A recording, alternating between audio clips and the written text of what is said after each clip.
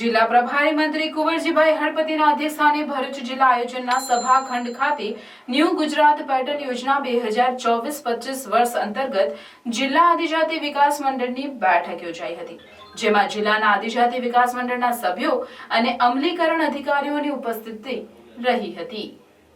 New Gujarat pattern યોજના વર્ષ 2024-25 અંતર્ગત સદર બેઠકમાં પ્રાયોજના વહીવટદાર અને જિલ્લા વિકાસ અધિકારી યોગેશ કાપસે દ્વારા ન્યૂ ગુજરાત પેટર્ન યોજનાની જોગવાઈ અંગે વિસ્તૃત સમજ આપવામાં આવી। પ્રારંભે જિલ્લા આદિજાતિ વિકાસ મંડળની બેઠકની કાર્યવાહી નોંધને બહાલી આપવામાં આવી હતી।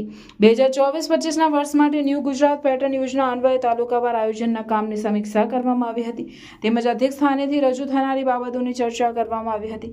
ન્યૂ ગુજરાત પેટર્ન યોજના વર્ષ 2024-25 હેઠળ ભરૂચ જિલ્લામાં વર્ષ 2024-25ના આયોજન અંગે થયેલી ચર્ચામાં જિલ્લાના 9 તાલુકાઓમાં આદિજાતિ વસ્તીના પ્રમાણમાં ગુજરાત પેટર્ન 96%માં 1867.51 જોગવાઈ સામે ₹1924.63 લાખના કુલ 527 કામોનું વાર્ષિક આયોજન કરવામાં આવ્યું છે।